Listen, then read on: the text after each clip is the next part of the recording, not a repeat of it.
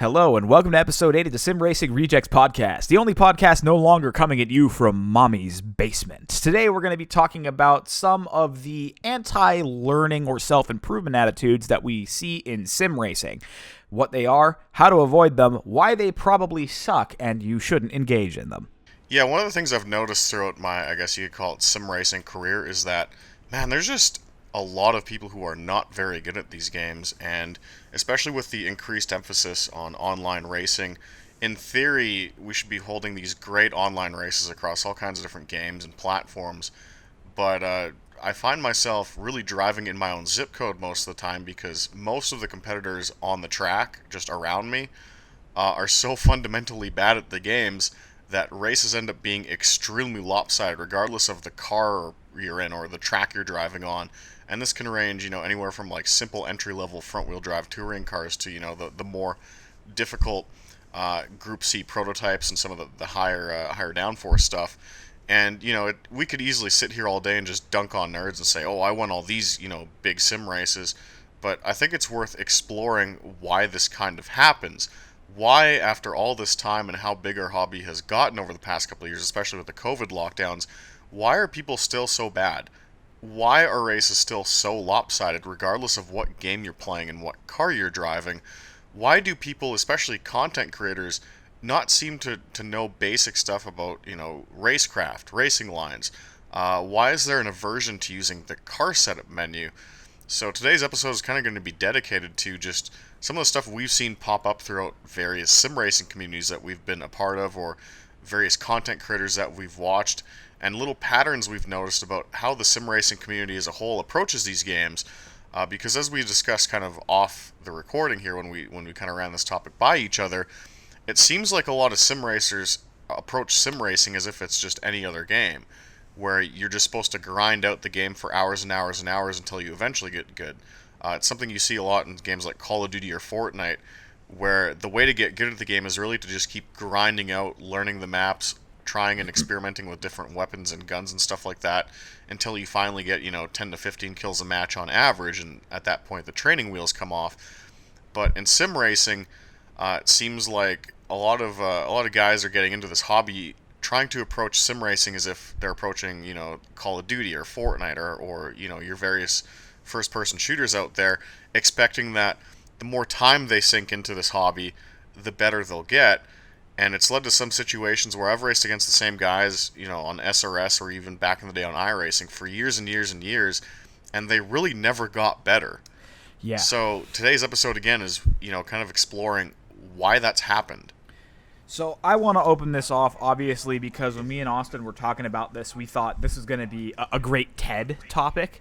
So from my perspective, we have my perspective and background as a racing coach. This is something I'm keenly, understanding of, having gone through a lot of people, both in a lot of my real life coaching that I started doing in 2017 when I was retired from professional racing, and then in 2020 when I started contracting with a lot of online sim racing schools during the COVID boom.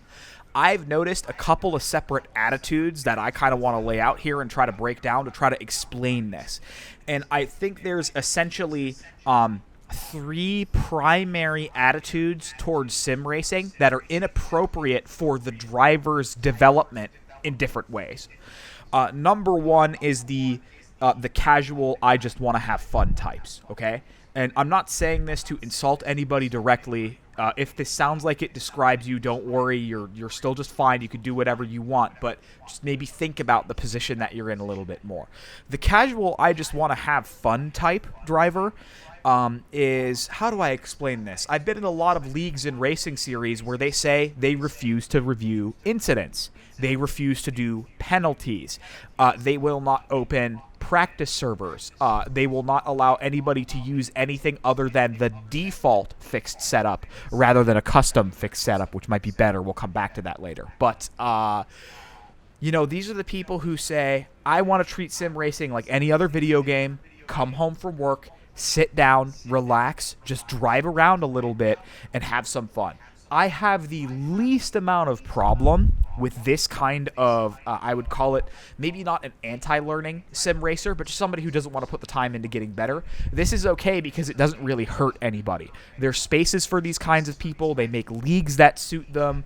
They don't have to screw around or get in anybody's way who wants to take it more seriously. And in general, they just do what they want and they don't hurt anybody, right? So I have the least amount of problem with this kind of driver. However, one thing that I will say is I think this kind of driver ignores the fact that, not to sound like a huge nerd, but learning can actually be really fun.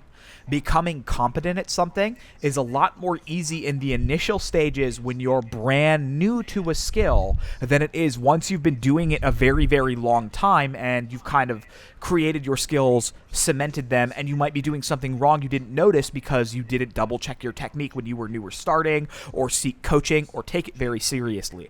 So the one thing I would caution against this attitude is it's totally fine to decide you don't want to learn anymore once you've been doing something a long time, or you've tapped out and you don't feel like you're going to progress anymore, or you don't even want to because you're more casual about it. But what I would suggest for these people is to really, really be aware of the Pareto principle. That's something we talk about in training a lot. They also talk about this in the sports world, the defensive firearm usage world, the military world, anywhere where you're going to be training people to do something difficult and unnatural. This principle states that, and it's generally true in my observation of my students anecdotally, and statistically it's been studied, the first 80% of your improvement comes from the initial 20% of your practice time or study into any skill. So when you're new and you're thinking, if I just want to get into sim racing casually, don't underestimate it. Treat it seriously like you would treat learning a flight simulator, or learning how to mountain bike, or learning how to downhill ski. Anything that's really dangerous and unnatural, you're going to need to study the proper techniques from a book or get some early coaching, and then go out, learn it the best you can when you're still brand new at it, so you get the most effort put in to the most valuable and highest growth time in your learning, and that way you're going to receive the most possible benefit to it. And I really think that's a great way to overcome a lot of the humps we're going to talk about today that people get stuck into. So that's pretty much learning type 1, is that I'm just tootling around, I don't know what I'm doing, I'm unconscious of my incompetence, or conscious of it but don't want to improve, and it's no big deal to me, I'm just here to have fun kind of guy. Again, doesn't hurt anybody, but could probably be doing better without having to ruin the hobby for themselves. And then they could enjoy better races with faster drivers and cleaner racing and closer racing and faster cars and not feel so lost. I genuinely sympathize with these people and feel bad for them, and I want them to understand that they can get better and it doesn't have to be very hard. So basically you're saying when you first pick up a racing sim, let's say during the COVID lockdowns, or you're just getting back into it after years of being out of it, which happens for a lot of people. They got the wheel in the closet that they bought like 5-6 years ago, and they're like, oh man, I barely touched that. When you pick it up, don't fuck around. Like, actually try for the first few days you're messing around with it. Really try and, like, okay, go a few laps without spinning. Don't just bomb around and be like, oh, it's just another game. Like, use those first few days to be like, hey, let's actually try and, like, be competent for a bit, because those first initial steps are going to have this butterfly effect on the rest of your skill. And that kind of makes sense. That almost explains like why I got good at these games quickly, because like even when I was a kid playing these, I wasn't the kid, and this will make me sound like a bit of an autist, but like I wasn't the kid who just turned around and drove backwards on the NASCAR track to make big wrecks. Yeah. I was like, hey, like let's actually try and like play this properly and like see if I can win a race, even though I'm like 5. Well, and the thing and that is, had a ripple effect on everything. It's going to make you better the rest of the time you do the hobby. And the other thing that's really important to remember is a lot of these racing simulators and even the arcade driving games have methods built in to help you out when you're new to get you faster. They have the F1 games has the Grand Prix 2 Junior Career Mode. All the Gran Turismo games have the driving schools, which, by the way, are written by professional racing coaches using real coaching methods. If you play Gran Turismo, especially if you have a wheel, drill the shit out of the GT license challenges and driving drills. They will legitimately teach you how to drive a real-life race car. They are so good. I'm not even exaggerating at all. They have. Yeah, I remember going through the GT Sport driving school mode when that game first came out, and like it's easy for like you and I. Uh-huh. But reading through it, I'm like, wow, this is like surprisingly thorough. The theory is extremely thorough. So I believe when they first put the driving school license challenges in and started adding, written techniques into the sidebars before each drill, that was probably by the third game. I think it first happened in Gran Turismo 3, Gran Turismo 4. I think, I might have to look this up, I'm sorry, we don't fact check things before we record. They consulted one of the Porsche Experience driving centers in Japan. For those of you who don't know, the Porsche Experience centers are basically a system of, there's 5 to 10 in every country with racetracks. Porsche puts a racing school at a racetrack and puts their factory GT drivers from each national level series in those schools to just coach people how to drive track day Porsches. Like, you go rent a car and you do like a beginner's racing school at those Porsche Experience centers. In the U.S., probably the most popular one is in Bowling Green, Kentucky, or Lima, Alabama at Barber Motorsports Park. But they went through that. They consulted with actual real racing drivers, and as a result, if you go and you play like Gran Turismo 4 and actually read the technique drills when you do your license tests, it will explain all the theory, and you will be able to. Now, you might have to be really good to do this, so this isn't a legally binding statement, but if you study them enough, they're the same as real-life racing theory, so technically you could potentially learn quicker and be a lot better off at like your first real-life driving event than if you knew nothing. And I think that's extremely valuable, and it's already there, built into the game.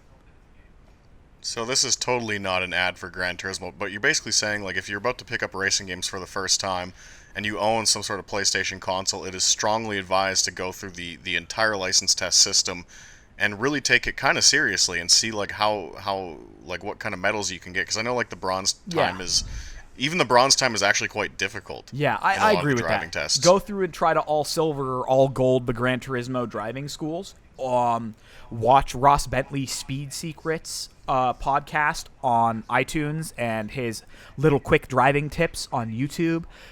Go and study, if you're on bikes, the Yamaha Champions Rider School has a whole video and written curriculum about performance bike racing that's only $50. Go buy Speed Secrets, the book from Amazon. There's an old 1950s book called, I can't remember what it's called, but it's one of the first written books on racing theory called The Modern Art of Performance Driving. I believe it's Masi and Fangio co-wrote it, or somebody like that. Go read the theory books, actually study it, know what you're doing as much as possible before you get in the car, so you can then add the feeling of the car to the names and thoughts of the technique. Give yourself a frame of reference, bracket your thinking with that knowledge. I almost wonder if when Gran Turismo was first designed, or even the initial 4 games, on the high-level design document, that's how Kaz wrote it as, is that the driving school would essentially be a virtual substitute for a high-performance driving class. I wouldn't be surprised at all, considering the fact that they've been popular for so many decades, getting people into base-level motorsports. I would be genuinely shocked if that almost wasn't exclusively the technique, was, hey, we can't put these people through a racing classroom, but if the game is realistic enough, we could take like a beginner's racing classroom weekend, cram it into the game, and they'll learn it like our students do. That's probably what it was designed as, and then of course it got gamified with medals and little bonuses, right. And well, we got to present it differently for the casual audience, but that's probably, knowing how much of a nerd Kaz is, that was probably what it was initially envisioned as, which makes a lot of sense. So what are the other 2 learning styles that you see in sim racing? I would say the other 2 anti-learning styles, and I want to say there's different ways of trying to learn, but these are things that I think are kind of in resistance to learning. The other 2 learning styles are, how do I want to call this one? For number 2, and I think I see this a lot, I would call it the intermediate grinder. What I mean by that is this is a driver who is typically about half a second to 1.5 seconds a lap off of people like me or Austin or Ethan Dean or other kind of like low-level esports to high-level amateur sim racing drivers, right? Yeah. They're your guy who finishes 5th to 10th every race, right? But you know that they've put more time into that race than everybody else. And they admit all the time on chats or in forums, and I'm going to specifically mention, they'll often be streamers like Jimmy Broadbent. They'll say all the time, oh, I'm not any good. I'm just some sim racer. I'm never going to get any better, and it's so hard for me. I have to put so much time in. So what they do is they hurt their learning and cap their ability by grinding out practice rather than making their core driving skills better. if that makes sense. So Yep. they take their current level as a driver, and rather than increasing their driving skill, they say, I'm going to put 300 laps on all 5 compounds of tires into this Ferrari F2004 car, figure out the exact perfect strategy, make sure I'm, preparing for every variable. They overthink a lot, right? And they do all this prep work and all this leg work to finish 10th, 8th, 5th of like 20 cars, because they're that little bit off, because they kind of like the person earlier, type 1, who said, they just do it for fun. They don't want to learn. They ignored putting in the legwork to actually understanding their core driving technique, but now they're applying almost, how do I want to say, like game theory on top of it, where, I'm testing all the variables to find the optimum solution, but they're putting it on top of... They're trying to meta stuff that doesn't really need to be Yeah, meta. they're trying to metagame it. They're using all the tire hacks. They're using game theory like in chess, and they're thinking 100 moves ahead to exactly what they want to plan out. But it doesn't matter, because they are so substandard as a driver. They can put all the effort they want to into it. They're not winning. You know what I mean? So this is kind of like a combination. Typically, you'll see this with somebody who was a Type 1 anti-learning driver, where they said they just wanted to be casual, but then they turned out they got okay at it after a while, and now they're at this intermediate level, and they're like, I really want to race the fast guy, so I just got to grind. I've just got to hustle. I just have to practice more than everybody else. So they're taking it seriously in the reverse order. When they should have taken their learning seriously and become a near-perfect driver in the beginning, now they have bad skills and bad habits, but they're putting grindy, over-serious practice on top of it that's holding them back and hurting them, right? Yeah, I saw that about a week and a half ago or 2 weeks ago in a SRS race, where I signed on to a practice server. I think it was just GT3 cars at Road Atlanta. Right. And for a 20-minute race, some guy had put in like 149 laps of practice. Right, and then he for a probably 20-minute race. finished like 3rd to 5th.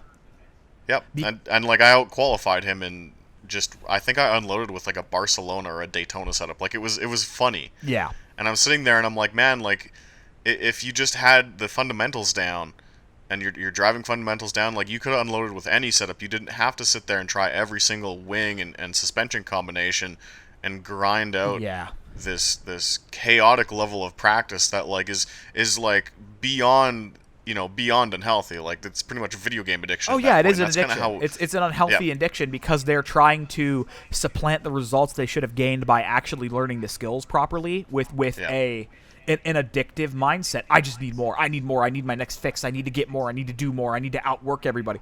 It's like the people who are making the same amount of money as you by working like 3 part-time jobs instead of one really good job. It's the exact same kind of thing, And I don't mean to insult these people, but they are some of my most common students who eventually realize they're frustrated and buy some of my race coaching, whether in real life or a simulator course. And for these kinds of people, because they are smart and they do try hard, they always struggle to unbuild their bad techniques they've cemented by over-practicing, but then after they break through that wall, get seconds a lap faster. And then no longer have to over-practice anymore, because their core skills are so good, they can just show up and race at any track, which you'll see from the way me and Austin behave in online racing is one of our favorite party tricks, because we're both touring-level real-life racers who race high-level amateur events and travel around, or, for me, low-level pro events and travel around. The thing you have to learn to do in a real-life race car that will prepare you better for sim racing is I have to show up in a car I've never driven, that I've just rented, at a track I've never been to, in conditions that I don't know, and be within a second a lap of the fastest time ever set in that class in 5 laps. When I went and got my motorcycle racing license a week or 2 weeks ago now, as the time we're recording this, I was about 5 or 10 seconds a lap off the pace at a circuit that admittedly I know, and it was the 3rd time in my life I had ever ridden a motorcycle, and it was a single-cylinder bike, and I'm a 230-pound man, right? So, that's not super competitive, but I jumped in, I did the math, I read the books before I showed up, and with the disadvantages I had, I got the maximum amount of performance out of the weekend. These people are doing the same thing, but by taking advantage of the infinite practice time for free that's provided by sim racing to grind out practice. If they would put that 2 or 3 hours a week into studying their technique, paying $10 for an hour of coaching or $20 for a half hour of coaching from a really nice coach or something like that, and rebuilding their driving style, they would get that second or 2 seconds a lap from their 5 hours of practice for that race. They would get that just all the time for every race and never need to grind again. And I genuinely also feel bad for these people. Well, I've noticed that too, even when showing up to, like, you made the comment about you have to show up to new tracks that you've never been at before and in 5 laps be on it. Right. I've noticed this in sim racing too. Just watching people struggle for, like, lap after lap to figure out the racing line. Yeah. And that to me is, like, the biggest indicator that, like, hey, you don't even have the fundamentals down, because, like, to me the racing line is like a geometric, like, equation. Yeah, it's if intuitive. That makes sense. Not like, it's just simple geometry. Yeah, and if we don't even want to be a nerd about it, let's one of the things that I give my students that's the simplest way to break it down. Look 2 corner phases ahead. So like when I'm braking, I'm looking at the turn in or the apex. When I'm turning in, I'm looking through the apex at the exit. When I'm at the exit, I'm looking through the the exit curb down the next straight. If you look 2 corner phases ahead on the track, you're naturally going to point the car with your hands on the racing line. Because the human brain knows how to calculate an arc because we're predator animals. We know how to intersect an animal running down to chase it, to kill it, to eat it. So you go where you look. So guys, you have no excuse to not know the racing line. You literally look where you want the car to go and it goes there, you know? Yeah, and you'll see, like, in some of the races we've done where it's like you'll be following either a lap car or you'll be in the pack at the start of the race. And some guy in front of you will just make this bizarre calculation of, like, he'll just enter the corner completely wrong, and you'll be like, my man, like, I don't understand, like, how you turned in there. He's staring at the car in front of him normally is what's going on. Like, we ran a race last night at St. Petersburg. It was the first time they ever used that street circuit on sim racing system, and like we went into, I think, like the north part of the circuit, the really technical part in the city, and like someone was just like ridiculously off pace in front of me, and I just like I realized I had dumped them after I had already dumped them because it just happened so quick. And like I was thinking through that incident, and I was like, I don't even understand like how my man braked there, you know, like, or how he was so slow and like in such a weird part of the track, you know, during the opening lap, because like as you said, we're our species as predators, we understand pursuit angles and how to calculate arcs. That's just naturally what we do subconsciously. So like, for me, when I see someone who's just like not on the racing line or just not braking where like you should naturally just want to brake or instinctively want to brake based on your prior skill level, I start wondering, like, okay, how did you get to that point? Yeah. And it's bad practice habits. It's bad practice habits and not knowing the fundamentals. If they watched a drill on how to use your vision to look around the racetrack, they would honestly fix that in 30 minutes. No problem. Yeah. Now, they might have to practice it that 30 minutes several times, you know, for a week, 2 weeks, a month to build the habit, but they would get the habit eventually. But they don't, again, Pareto principle, they don't put that 80% of their effort into the first 20% they're learning to learn. And so I see people get stuck for years at this level and then just make comments like, oh, I'm not getting any better. Oh, I'd be faster, but I don't have that much time to practice, you know, is an excuse I see constantly. And to which my response is normally, here's me getting 15 seconds a lap faster at my motorcycle race school in my 10 laps of practice I had all weekend. Or here's me setting the fastest time in this sim race that I jumped in on the default setup because Austin was high and asked me to come in 8 minutes before the race and I was drunk. You know what I mean? Basically, yeah. You know, and again, not to insult anybody because I care about racing. I believe it or not, for as much as we can play it, we both care about sim racing. We want the drivers to be better. I want everybody listening to this, if you think that you fall into one of these groups, think about what you're doing. Think about what you need to restructure.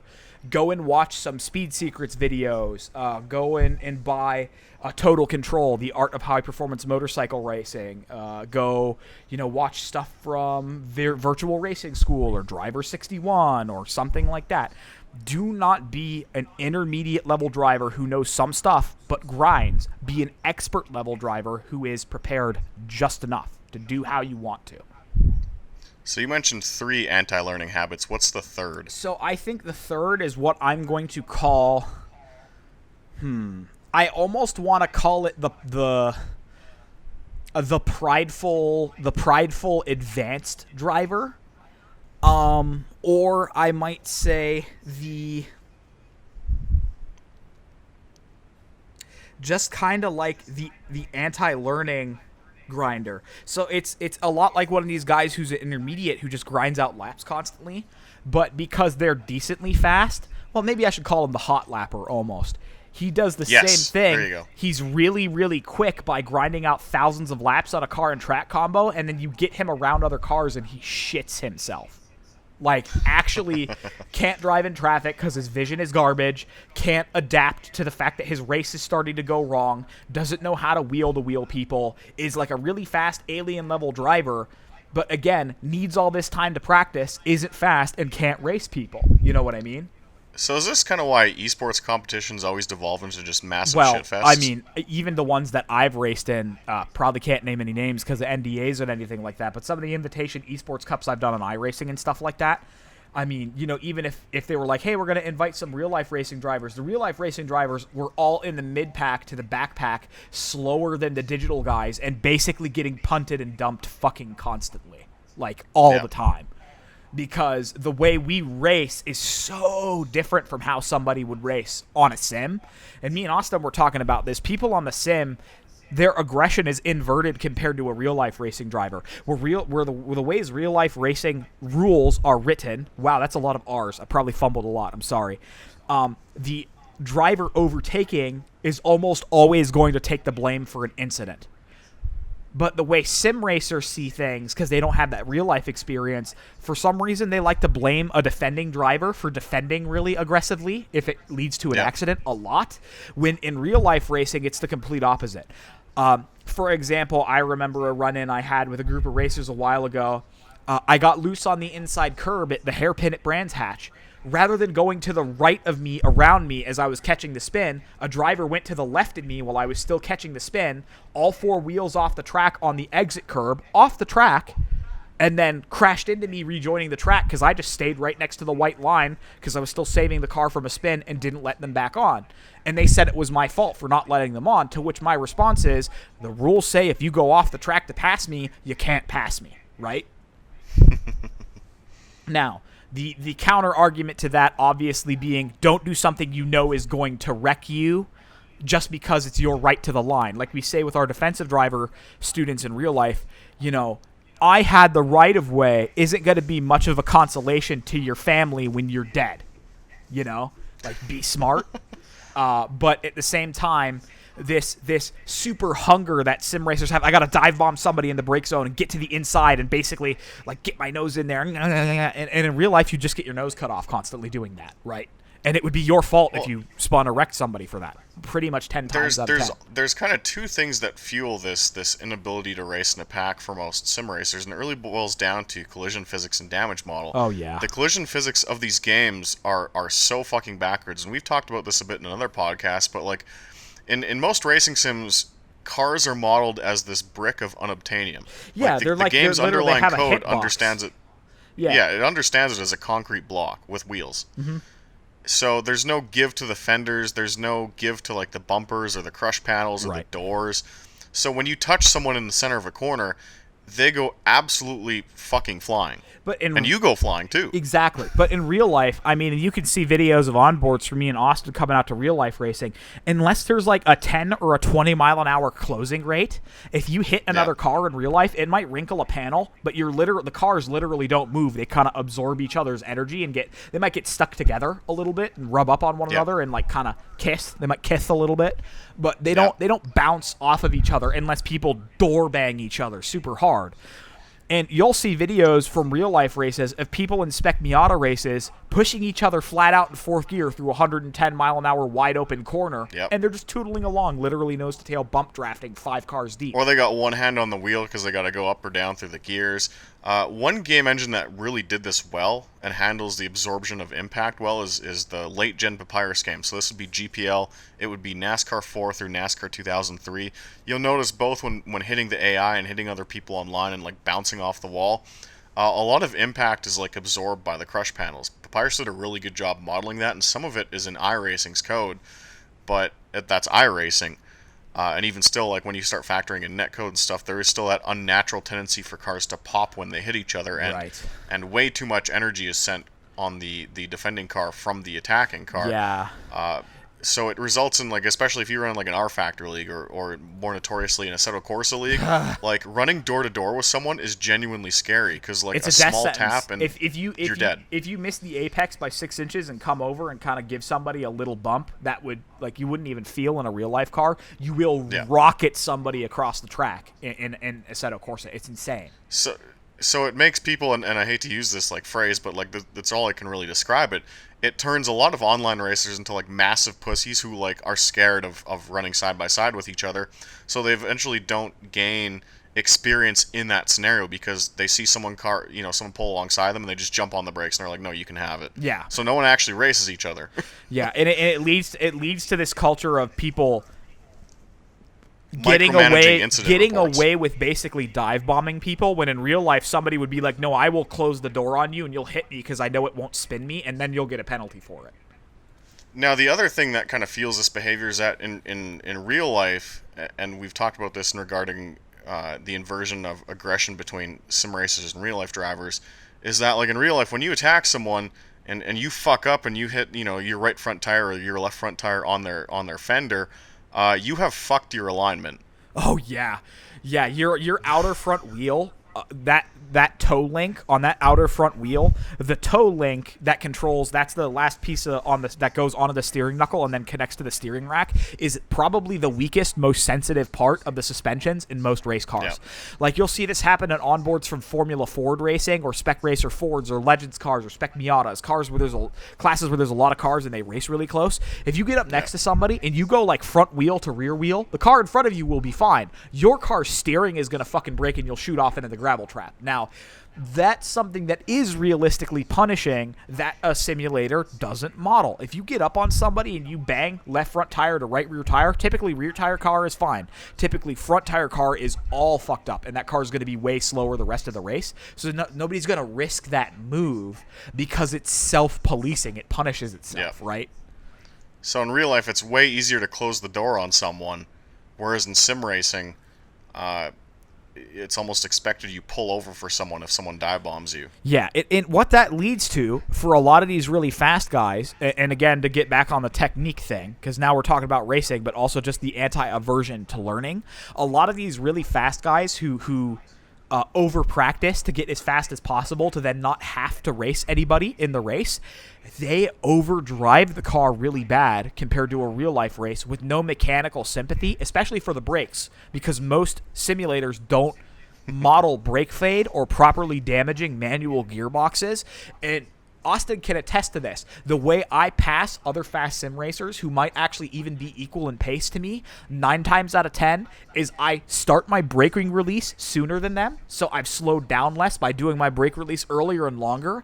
I roll and coast the car down into the apex so I can punch out of the corner faster. I eat them up down the next straightaway. They always defend the inside because they don't know how to stay on somebody's door, and I drive around the outside of them at the next corner. 9 out of 10 times is how I pass people. And they're just completely unprepared. They're just sitting there completely defenseless because they're like, oh, I got to drive into this corner super hard, really aggressive, always defend the inside line because if somebody's on my inside, I'm screwed because then they could just bully me off the corner because we can't rub side to side. So I just go, hey, thanks for that 5 lanes of space on the outside. I'll now drive around the outside of you. Thank you. And like we obviously in sim racing know the risk. Like it's not like the netcode or the collision physics don't affect us. But our brains are trained to just not be scared in this situation, whereas sim racers who have learned improperly understand sim racing is essentially a hot lap contest with other cars on the track, and as long as you can dive bomb someone, you'll get the spot and they'll just move over for you. Yeah. Which results in really weird racing habits because it's like, well, why didn't you move over for me? Or if guys get, raced a little hard throughout a couple corners. I've been unironically fucking asked that. Especially you'll go on discords after the race, if you run with the same group of guys or they got a public discord, and you'll see commonly people complaining about me or Ted because Austin races people kind of dirty, and it's like, well, no, you got alongside me and I'm not scared to run door to door with you. To a sim racer, defending your position like you would in a real life race is dirty to them because they just expect you to roll over because they know if they touch you it's going to rocket you across the track. And They also think reactionary defenses are dirty, despite the fact that they are allowed in every single racing series on the fucking planet, right? Yeah, and like different series will have different leniencies for them. Like if you do any like oval racing stuff, like you can block like 3 times in a straightaway. People don't give a shit. But usually on road racing, it's like you're allowed 1 move. Yeah. Even if that but one still, move like, is it's kind of allowed. 1.5 because you like wait for them and then you throw it really late. If I accidentally throw a late block and keep coming over and somebody's nose cone hits my right rear tire because they were trying to go between me and the inside of the track because I threw the block too late, it's still not my fault by the rules.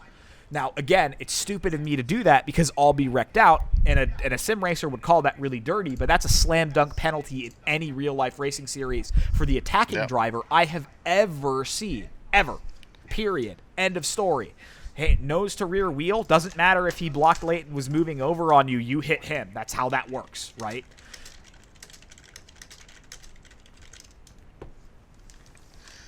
So, what is the proper way to learn?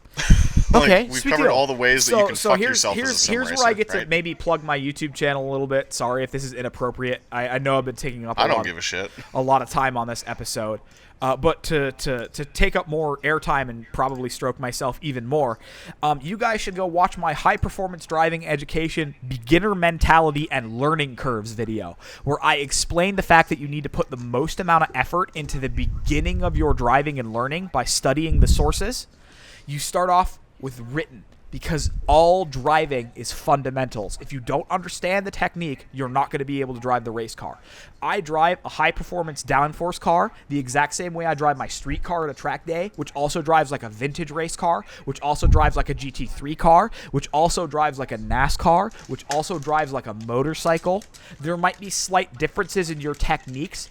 Let's say a car has less grip, so I brake earlier. I do my brake release sooner. I have to coast more before I get on the throttle versus a high downforce F1 car where I can get to the power really hard because it's got a ton of grip. I can physically move my hands and turn my wheel side to side a bit faster because it's got stiffer suspension and better tires and I got more grip supporting me. I can brake later and harder for longer. Things like that, right? But all that's happening is as the speed of the car changes, the length of your movements get longer for a slower car or shorter for a faster car, if that makes sense. So if you understand your fundamentals, you're going to be good in any car.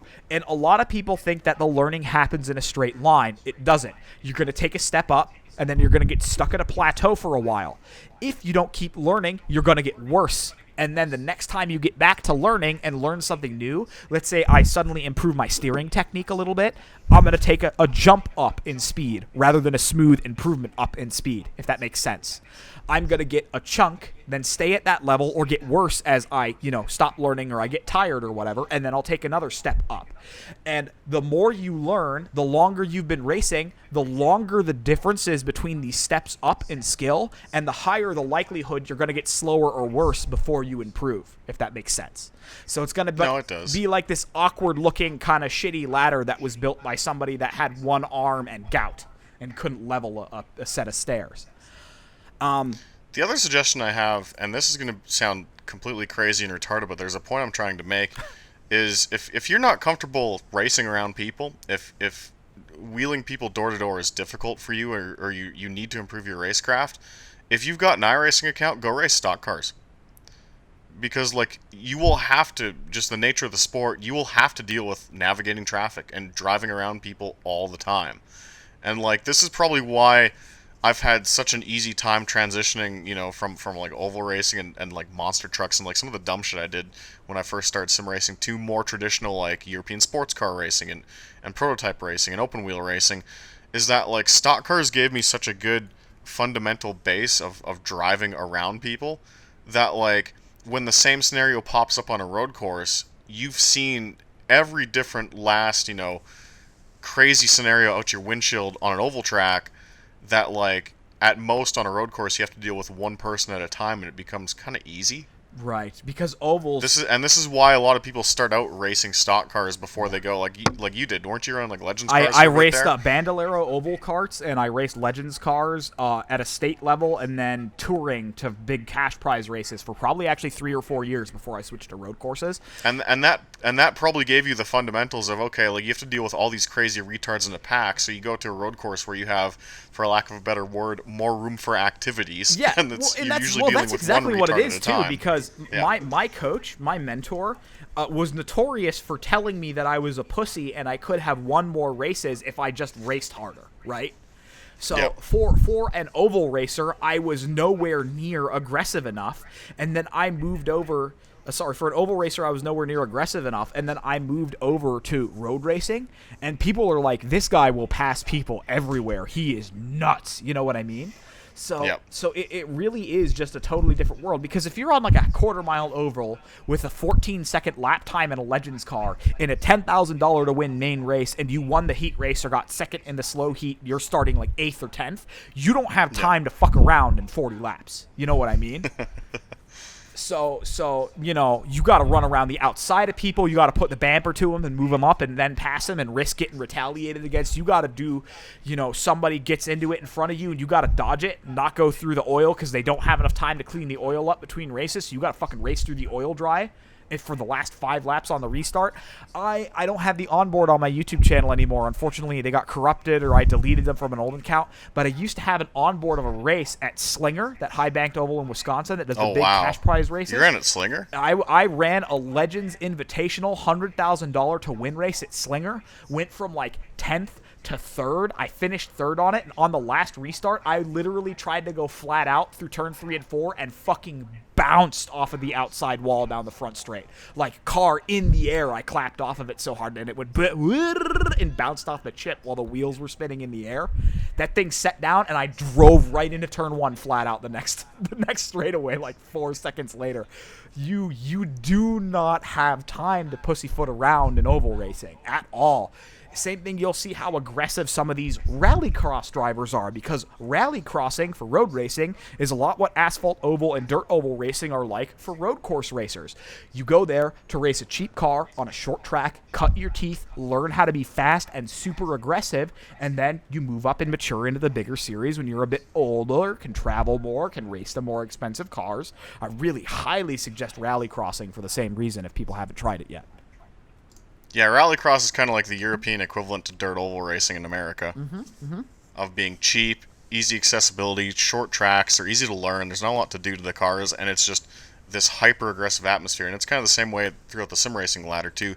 More and more games are starting to put rallycross in. Like, if you got Dirt Rally, there's rallycross components in there. I think Project Cars 2 has some rallycross stuff. Even the first Automobilista, the one on ISI Motor, has like a couple dirt cars. So, like, mess around in like oval stuff and rallycross stuff and learn how to pass people instinctively without having to think about it. Because then when you start running like proper, like, you know, road course racing, which are, you know, growing in popularity thanks to like Forza and GT Sport, or I guess, you know, they are popular now, right? Or the F1 games, passing people is like, oh, there's just one car and I have a whole sector to do it. Like, that's easy. Yeah. And it's really important to understand, and I can't emphasize this enough, especially because I did this when I was a really young driver, and I know a couple of young drivers who could be faster that do this right now. Do not overthink your driving. If you have enough time to think in your head, oh, I want to do this here because I think I could, you've already thought too much. See the opportunity and execute it. Think in your head one sentence. I think I can do this here, right? And then visualize it and do it. No, well, maybe if I nothing, none of that bullshit. Can I do this here? If your brain says yes, take it, do it, right? Yeah, you know what? You'll see streamers talk themselves through like overtaking somebody. Yeah. And it'll turn into like a streamer narrating like, oh, like over a course of several corners or even several laps, they'll be like, oh, I gotta set this guy up and I gotta get him on this particular straightaway. Like, no, my man. Yeah. Like, if you're getting him under braking, like, fuck it, next corner, just send it in there, see what happens. Yeah. That's the kind of moves you need to make. And the inverse to that is don't do something stupid and try to pass somebody off the track where they won't let you in. Or dive bomb them, which I know sounds counterintuitive, but there is a difference between overthinking and doing something stupid and underthinking, right? And in terms of driving technique, the difference comes down to, like we talked about, using your active eye scanning technique and looking through the whole corner and basically leading the track. If you see, hey, oh, look at this long straightaway after this corner, this guy's slow, I'm just going to go around him here, and you just let your eyes point where you want to go and drive around the guy, cool. If you drive into the corner because you're staring at him and he braked earlier than you thought and now you're having to dodge around him, you weren't thinking far enough ahead, right? So I guess we could end this on this point. What is your personal practice routine? You got let's say you got like a race coming up tomorrow and it's in a car you actually enjoy driving, you know, like late 60s, early 70s F1 car. Walk us through the process and then I'll walk you through mine. So the way I go is I go, hey, you know, I found this race. I want to do this race tomorrow. Let's say I signed up for this vintage racing league on like a Sunday at 8 p.m. Cool. Saturday after work when I get home at 5 or 6, I do my whole nightly routine or whatever. And then right before I go to bed, I'm going to put my VR headset on. I'm going to load into the practice server so that the settings for the race are hopefully the same. I'm going to take the car out on the default setup, assuming I don't know the track in the car. I'm going to drive around about 60 to 70 to 80% as fast as I think I can for 5 or 6 laps. Come into the pits. If I feel like I need any setup changes, like gear ratios or whatever, I'm going to do them then and get the tire pressure set because Assetto Corsa, you know, likes certain tire pressures. That's pretty easy to do off the first run. And then I'm going to do another 5 to 10 laps. And then what I'll do is, and I normally do this before, I should have mentioned this, I'll check how long the race is, right? I'll take my couple of runs, and I'll do my fuel calculation for how much fuel I need for the race. I'll take my mostly default baseline setup, and then I'll only run one race distance or half of a race distance. So if it's a 20-minute race, I try to practice 15 minutes. If it's an hour race, I try to practice 30. I go to bed, and then I wake up the next day feeling refreshed. I go about my work. I come home. I join the race in qualifying, do my qualifying laps on my race setup with my full fuel load, whenever possible, especially if it's a long race, and then I start the race, typically somewhere between first and fifth. I drive my race, and I don't think about it after the race is done. That's so simple. Total driving time, you basically don't practice for longer than the race actually is, which is kind That's- of like a self-imposed restriction that forces you to make sure every corner counts. That's exactly what it is. So, you know, I make sure I'm looking at my delta timer compared to my best lap. And if I had a lap where I missed an apex by 6 feet, and I know I can get 2 or 3 tenths looking at my delta timer, I go in there and I keep driving to the delta. A delta timer helps a ton, but you don't want to get distracted and stare at it. If I'm looking at the racing line and kind of out of the corner of my eye, I can see my lap time deltas are getting better, and I feel good about my driving, I'll give myself a rating like, oh yeah, that was a 5 out of 10 practice. It was okay. That was a 7 out of 10. I learned it really quick. That was a 10 out of 10. It took me like 5 laps. The default setup on the car is really good. I feel great. We're going to win tomorrow, right? And once I give myself a rating, I stop and I think, do I need more? And normally the answer is, no, I'll probably be fine. And then I go to bed. And the reason why I practice the night before something is because your brain makes the most new synapses when you're asleep and you rest and you're well rested. This is why race weekends have practices on different days from the qualifying and the qualifying on a different day from a race, typically, if it's like a full European-style race weekend, because you need that rest and reset time between preparing and actually competing. So I rest, I make sure I'm prepared, I come at it the next day, and you know me, especially if it's one of my beloved vintage cars or street cars, I normally start on pole, lead into turn 1, and win by miles. Yeah, that more or less follows the same kind of pattern I have when preparing for a race. I mean, it'll differ based on whether I've been at the track or not. If I haven't been at the track before, like I know when Race Room came out with Ass, and I had to spend a bunch of time learning the new track. New car Like, is a little bit awkward. Maybe I need another 30 minutes. Maybe I need another hour. But if you think about this, if you go to, that new Ozarks International Raceway in Missouri, let's say I went there for a NASA race this summer. The people who were already there who did the first race weekend when the track opened in April are going to have a huge advantage on me because the difference between 4 hours of track time and 0 hours of track time is infinite, right? So those first couple of hours my first weekend, I want to get in every single practice session at the real life race. If each one's 20 minutes long, I want to get 15 minutes of hot laps in after my out lap and cool down, right? because those 10 or 15 laps I have are probably going to be my only 10 or 15 laps. For example, when I did my motorcycle racing school last week, my first ever timed lap was a 2:34, and my fastest timed lap in my graduation race was a 2:24. The fastest lap from another Yamaha R3 in my class that weekend, I think, was like a 2:10 or a 2:12. So do another race weekend, if I get another 5 or 10 seconds a lap faster, I'm on pace. And because you might only have 4, 5, 6 race weekends in a real-life racing series, I have to force myself to learn in that amount of time. And even though you have infinite practice time for free on the simulator, I really think it benefits the students and the pupils of the driving to impose a similar self-ruled limitation on themselves in the sim, too. Yeah, especially because you don't want to turn this shit into like a video game addiction. Like, you don't want to be like the WoW kids who just like binge on WoW. Yeah. Like, it just gets ridiculous. If you start treating a racing simulator that's supposed to be simulating real life as a training tool into a grind fest like CS:GO or grinding matchmaker rating on Dota or grinding badges or rankings on League of Legends, you are going about it the completely wrong way. Yeah, you fucked up. Yeah, like if you're learning a new track, like it definitely adds, I would say, like add 30 minutes to whatever your practice time is. Or a track guide. When you're learning a new track, don't... Find a good track guide. Find a good track guide that's 1 or 2 laps. Watch it a couple of times to get the basics. Follow the basics, and then adjust for your personal speed and comfort. Yeah, you know what? That's not a bad idea either. Like, if you're at work and you don't have time to practice, you know, at home, like on your lunch break, just watch the same track guide video like 5 times. Yep. So you can kind of get like the visual reference points of like where they would be. It's a bit hard sometimes because like if it's filmed in a tin top car, like the cockpit takes up half the video. But regardless, like get the layout in your head first. And if you do have the time to practice at home, you don't even touch the setup yet. Just go out for your first stint, run like 10 laps, and just drive the track. Don't even try and be fast. Just be like, okay, this is probably where the line is. And once you've done this for 5 or 10 tracks that you're learning for the first time, you know what your brain is going to do. It's going to do the same thing that it does in sports or that it does in martial arts. It's going to build up a set of mental references. It's going to go, I cannot go flat out through this downhill really fast looking 4th gear corner because the car will spin when it gets light. It's going to think, I probably need to brake at the 2 or a 3 board for a 200-mile-an-hour corner where I'm slowing down for a hairpin, if not earlier, right?